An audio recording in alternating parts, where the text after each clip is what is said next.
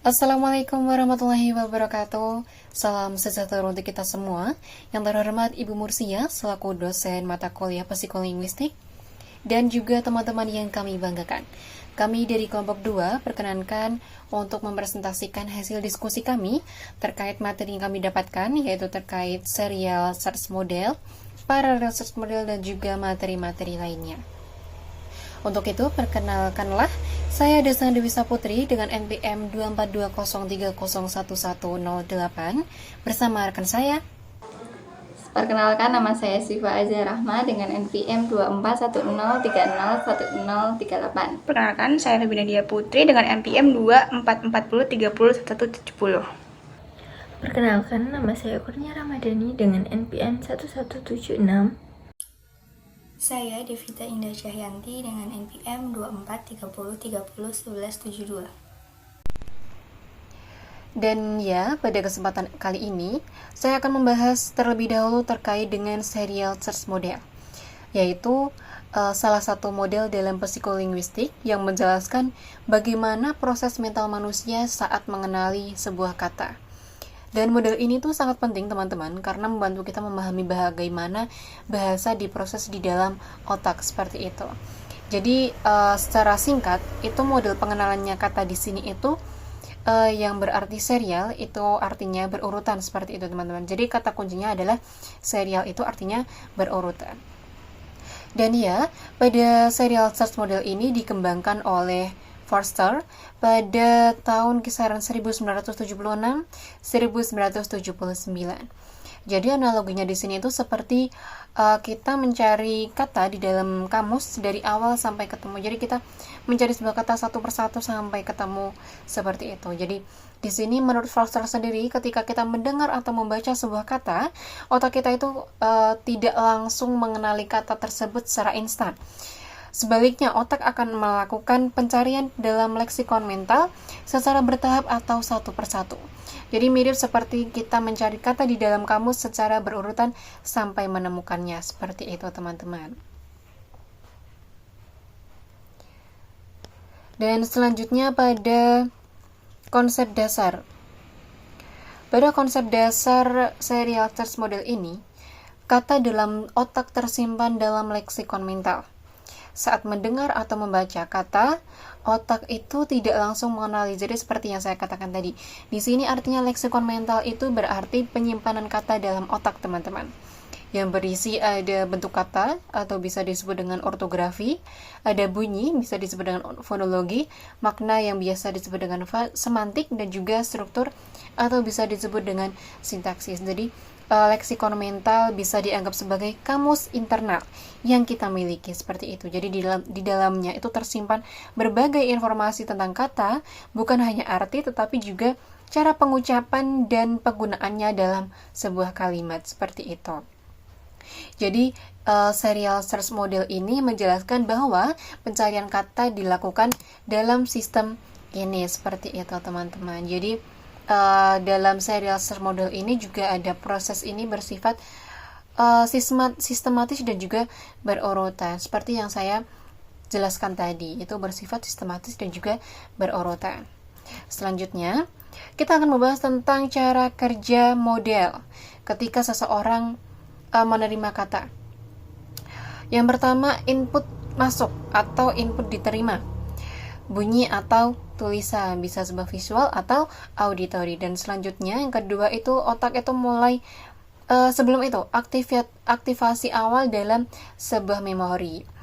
Itu bisa dikatakan otak itu mulai melakukan pencarian secara berurutan. Dan yang ketiga itu kata dibandingkan dengan data di memori seperti itu. Dan yang keempat itu ditemukan kecocokan atau kata yang dikenali. Jadi proses dimulai dari adanya stimulus, misalnya kita membaca atau mendengar kata, kemudian otak mengaktifkan memori terkait dan juga mulai melakukan pencarian secara berurutan sampai menemukan representasi kata yang sesuai di dalam leksikon mental seperti itu teman-teman.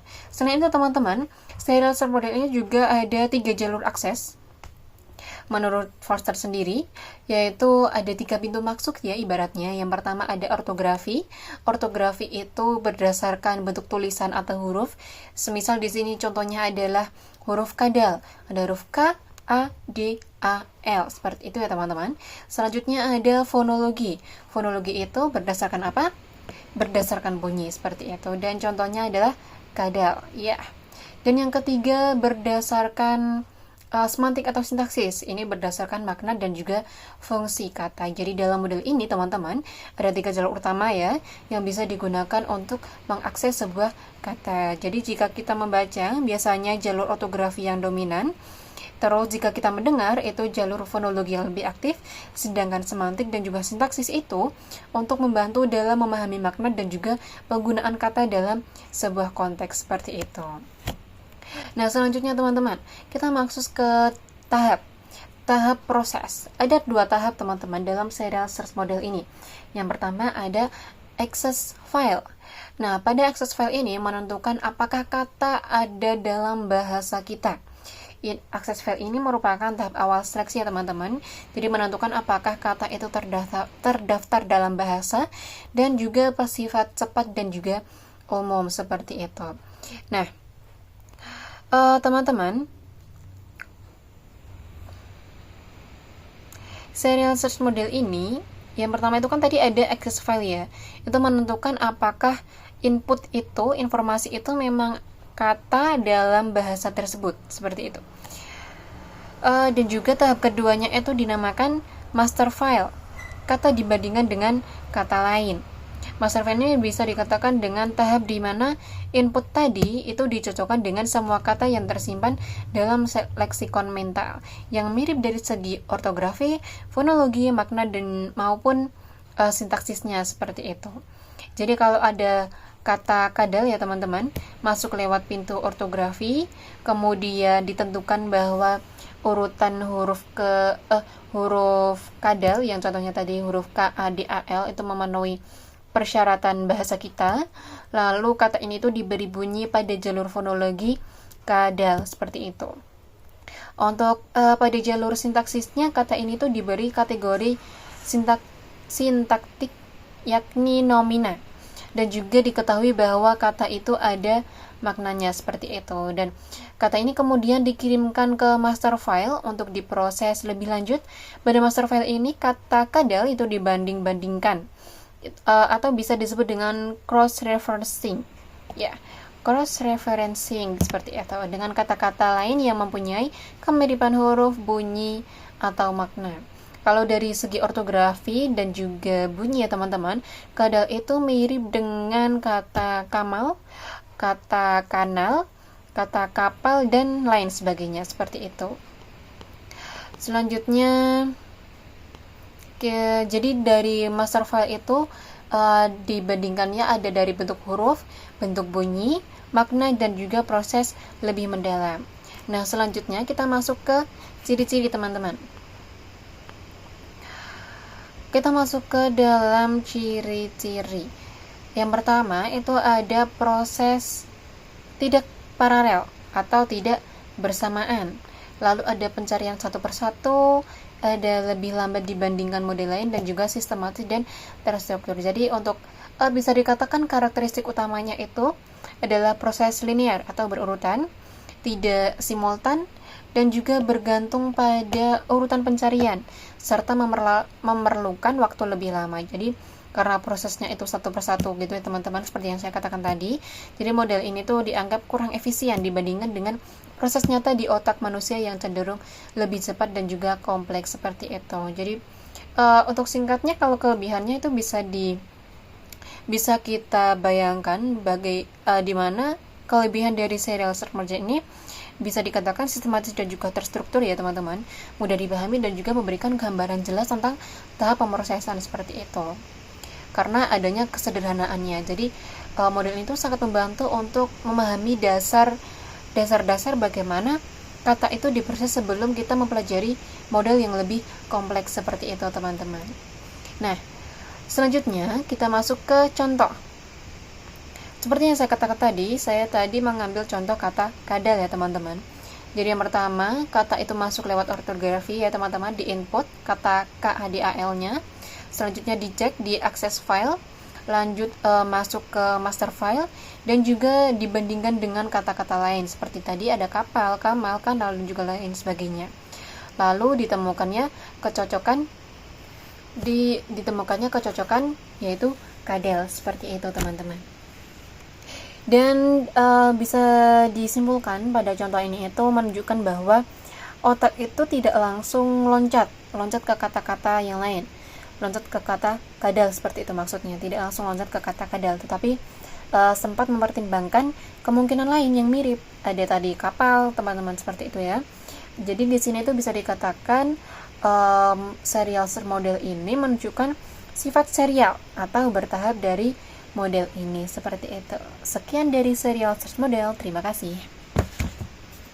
Oke, baik. Di saat ini kita membahas tentang parallel access model dalam bidang psikolinguistik ya teman-teman. Nah, secara sederhana, model ini itu menjelaskan bagaimana otak kita itu memahami kata yang punya lebih dari satu makna.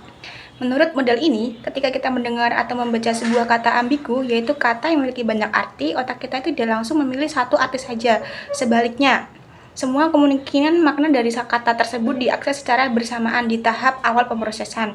Misalnya pada kata bisa. Kata ini bisa berarti mampu, tapi juga bisa berarti racun ular. Dalam kalimat bisa ular itu berbahaya, awalnya otak kita itu berpotensi mengakses dua makna tadi sekaligus. Namun setelah melihat konteks kata ular, otak kita itu kemudian menyaring dan memilih makna yang paling sesuai, yaitu racun. Nah, di sini ada asumsi penting dari model ini, yaitu bahwa konteks itu tidak langsung bekerja di awal, tapi lebih berperan setelah semua makna itu diakses. Ini yang disebut sebagai parallel processing atau pemrosesan paralel. Tapi kita juga perlu hati-hati teman-teman, model ini bukan satu-satunya penjelasan saja. Ada pandangan lain yang berargumen bahwa otak kita itu justru lebih efisien dan tidak selalu mengakses semua makna sekaligus. Misalnya dalam kondisi tertentu, konteks bisa langsung mempengaruhi sejak awal sehingga hanya satu makna yang diproses. Jadi model ini masih jadi bahan perdebatan di kalangan ahli. Nah, model ini itu dikembangkan berdasarkan penelitian dalam psikolinguistik, salah satunya yaitu adalah David Aswinai. Penelitiannya menggunakan eksperimen yang menunjukkan bahwa saat seseorang mendengar kata ambigu, respon otaknya menunjukkan aktivasi lebih dari satu makna secara bersamaan. Kalau dipikirkan, model ini menunjukkan bahwa proses memahami bahasa itu sebenarnya kompleks ya teman-teman, dan cepat sekali. Kita sering merasa memahami kalimat secara instan, padahal di balik itu otak kita sedang mempertimbangkan berbagai kemungkinan makna dalam waktu yang sangat singkat. Jadi kesimpulannya, parallel access model ini menjelaskan bahwa dalam memahami kata ambigu, otak kita itu bekerja dengan mengakses semua makna terlebih dahulu, lalu baru memilih makna yang paling sesuai berdasarkan konteks yang ada. Oke, pada slide selanjutnya ini ada 3 jenis parallel access model ya teman-teman. Yang pertama itu ada logogen model, yang kedua itu ada connectionist model, dan yang ketiga itu ada cohort model. Nah, ketiga ini akan dijelaskan oleh rekan saya. Sekian dari saya, terima kasih. Slide selanjutnya, saya akan membahas mengenai logogen model. Apa pengertian dari logogen model ini? Logogen model merupakan suatu pengolahan kata dalam membaca.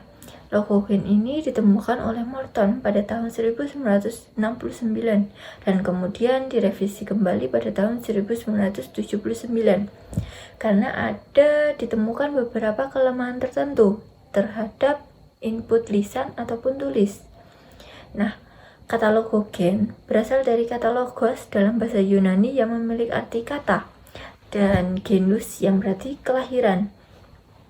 Logogen model merupakan model pengenalan ucapan yang berguna untuk menjelaskan bagaimana manusia memahami kata-kata lisan atau tulisan. Nah, logogen akan aktif ketika menerima cukup suatu informasi. Nah, setiap satu kata yang kita kenal itu pasti memiliki satu logogen. Logogen ini berisi informasi mengenai yang pertama ada bentuk huruf atau grafem. Nah, bentuk huruf atau grafem ini menyimpan informasi tentang bagaimana suatu kata itu terlihat secara visual. seperti susunan huruf, ejaan, dan pola penulisan. Nah, hal ini itu membantu pembaca mengenali kata saat melihatnya. Yang kedua itu ada bunyi fonem. Nah, logogen ini juga menyimpan informasi tentang bagaimana kata tersebut diucapkan. Jadi, ketika membaca, kita tidak hanya mengenali bentuknya saja, tetapi juga mendengar bunyinya dalam pikiran. Nah, yang ketiga itu tuh ada makna kata. Selain dari bentuk dan bunyinya, logogen berisi arti atau makna kata dari kata tersebut. Nah, hal ini memungkinkan pembaca memahami isi teks, bukan sekedar mengenali kata tersebut. Contoh, jika seorang disajikan kalimat saya sedang makan nasi. Nah, ketika saya bilang saya sedang makan, orang itu akan menjawab nasi. Kebanyakan orang akan bilang seperti itu ya, teman-teman. Namun, ketika seorang menjawab saya sedang makan nasi, itu tidak dijawab dengan nasi, malah dijawab menggunakan kata naga contohnya. Nah, itu kan tidak membentuk satu kesatuan ya. Masa makan menggunakan naga? Kan itu tidak logis ya. Nah, untuk menandakan kelogisan itu, otak akan merangsang kata nasi sebagai kata yang sering ia temukan. Ya, seperti pada umumnya, orang itu biasanya makan dengan nasi. Nah, begitu. Untuk intinya itu, kata disimpan sebagai unit dan dipengaruhi oleh frekuensi dan konteks makna kata tersebut untuk mudah dikenali. Slide selanjutnya. Baik, selanjutnya di sini saya akan menjelaskan sedikit tentang connectionist model. Nah, jadi connectionist model itu adalah model yang menjelaskan bahwa bahasa itu tidak disimpan sebagai daftar kata di otak gitu, tidak seperti kamus. Jadi connectionist model ini dianggap sebagai jaringan yang saling terhubungan satu sama lain. Artinya maksudnya itu apa? Jadi maksudnya itu setiap kata atau konsep itu tidak berdiri sendiri menurut model ini, tapi saling terhubungan dengan pengalaman dan pengetahuan lain yang kita dapat. Jadi model ini atau connectionist model itu dianggap yang lebih mendekati dengan cara kerja otak manusia. Kenapa? Karena model ini tuh bersifat dinamis atau terus berubah, terus saling terhubung dan dipengaruhi oleh pengalaman. Nah, connectionist model ini dikembangkan oleh James M. Cleland dan David Rumelhart. Nah, ini pada kisaran tahun 1980-an. Nah, jadi connectionist model ini dibagi menjadi 3 tahapan. Yang pertama itu ada input, di mana informasi itu masuk atau diterima bisa melalui kata itu bisa melalui dengan kita didengar atau bisa melalui hasil bacaan kita. Yang kedua itu ada hidden layer. Nah, jadi pada tahap ini otak itu mulai memproses informasi yang kita dapat. Nah, lalu informasi tersebut dihubungkan dengan konsep-konsep lain. Nah, yang ketiga atau yang terakhir itu ada output. Nah, jadi hasil akhir dari model ini itu adalah berupa pemahaman atau respon dari otak berdasarkan hubungan atau keterkaitan dengan informasi yang kita dapat sebelumnya. Baik, slide selanjutnya. Nah, jadi ini adalah contoh. Jadi sebagai contoh, ketika seseorang itu mendengar kata laut. Nah, jadi ketika kita dengar kata laut, kita itu tidak hanya memahami arti kata laut saja, tetapi otak kita itu akan langsung mengingat berbagai hal yang berkaitan atau berhubungan dengan kata laut itu, seperti ada ombak, ada pantai, ikan, kapal, nelayan, dan lain sebagainya. Itu secara bersamaan. Nah, proses ini itu disebut dengan connectionist model. Nah, coba kita uraikan menjadi 3 sesuai tahapan tadi ya teman-teman. Jadi pada tahap pertama itu ada tahap input ya. Jadi informasi itu masuk ke dalam otak kita, yaitu kata laut. Nah, kata laut ini kita bisa melalui kita dengar kata laut atau kita baca kata laut. Nah, terus setelah informasi masuk, kita masuk ke tahap kedua, yaitu tahap hidden. Di sini itu informasi mulai diproses dalam otak. Jadi informasi tadi, yaitu kata laut, dihubungkan dengan konsep-konsep lain, seperti tadi ada ombak, ada ikan, ada kapal, ada pantai, dan lain sebagainya. Nah, jadi semua koneksi ini itu aktif secara bersamaan dan merupakan ciri khas dari connectionist model. Seperti itu. Nah, yang ketiga, tahap terakhirnya yaitu tahap output. Nah, di mana jadi yang muncul di pikiran kita ini adalah gambaran tentang laut beserta berbagai asosiasinya. Jadi ternyata itu ada ombak, ada ikan, ada pantai, ada kapal, dan lain sebagainya. Jadi hasil akhirnya itu bukan makna atau arti kata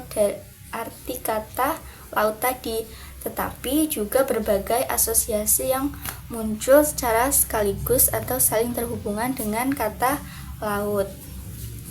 Nah, jadi kesimpulannya connectionist model ini lebih menekankan bahwa pemahaman bahasa terjadi melalui jaringan yang saling terhubung, bukan secara terpisah. Nah, jadi inilah yang membuat membuat manusia itu bisa paham bahasa dengan lebih cepat dan lebih fleksibel. Oke, mungkin selanjutnya. Di sini saya akan menjelaskan mengenai cohort model. Nah, teman-teman tahu nggak sih apa itu cohort model? Nah, cohort model ini itu merupakan teori psikolinguistik yang mempelajari pengenalan kata secara lisan. Cohort model ini itu dikembangkan oleh Marston Wilson pada tahun 1978. Nah, teman-teman, cohort model ini itu terbagi menjadi 2 tahap nih. Tahap pertama itu tahap di mana informasi mengenai fonetik dan akustik bunyi-bunyi pada kata yang kita dengar itu memicu ingatan kita untuk memunculkan kata-kata lain yang mirip dengan kata tadi. Maksudnya apa? Maksudnya adalah misalnya nih, ketika kita mendengar kata prihatin, secara otomatis bunyi awal dari kata prihatin kan P ya teman-teman. Nah, secara otomatis otak kita itu akan mengaktifkan kata-kata yang berawalan dari huruf P. Misalnya pahala, pujaan, priai, prakata, dan sebagainya. Nah, kata-kata tersebut, sekumpulan kata-kata tadi itu yang dinamakan dengan cohort. Oke teman-teman, kita lanjut ke tahap kedua. Nah, tahap kedua itu merupakan tahap proses eliminasi kata secara bertahap.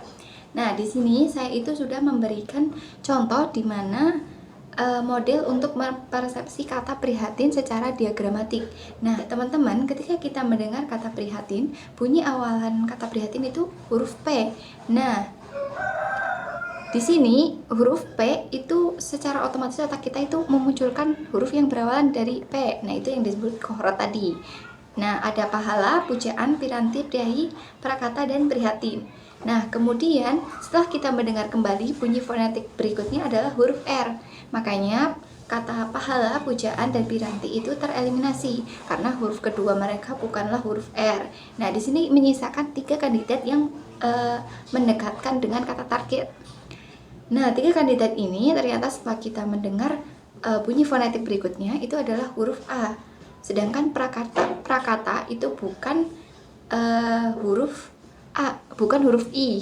Selanjutnya, jadi prakata di sini itu tereliminasi karena huruf ketiganya itu bukan huruf I. Nah, kemudian selanjutnya itu tersisa dari priayi dan prihatin. Nah, kemudian kita dengar lagi nih bunyi selanjutnya itu apa, huruf apa. Nah, bunyi selanjutnya itu ternyata huruf H, bukan Y. Jadi kata priayi itu tereliminasi dan menyisakan kata terakhir yaitu prihatin yang kita dengar begitu. Nah, teman-teman, model kohorot ini itu menyatakan bahwa pendengar mengaktifkan sekumpulan kandidat kata yang dinamakan kohorot tadi berdasarkan fonem awal, lalu mengeliminasinya secara bertahap seiring masuknya informasi akustik baru hingga tersisa satu kata yang cocok, seperti yang sudah saya jelaskan tadi di situ. Oke, mungkin dari saya cukup. Semoga teman-teman bisa paham ya. Bye bye. Baik teman-teman, demikian yang dapat kami sampaikan terkait materi yang kami dapatkan. Ada serial search model, parallel search model, dan juga lain sebagainya seperti itu. Mohon maaf apabila dari kami ada kekeliruan ataupun ada materi-materi yang kelewatan, mohon maaf. Dan terima kasih karena teman-teman sudah mendengarkan materi yang kami sampaikan. Jika ada pertanyaan bisa diketik atau disampaikan dalam komentar di kolom komentar ya teman-teman. Terima kasih. Saya Destian dan juga teman-teman dari kelompok 2 mengucapkan terima kasih dan mohon maaf. Wassalamualaikum warahmatullahi wabarakatuh. Sampai jumpa.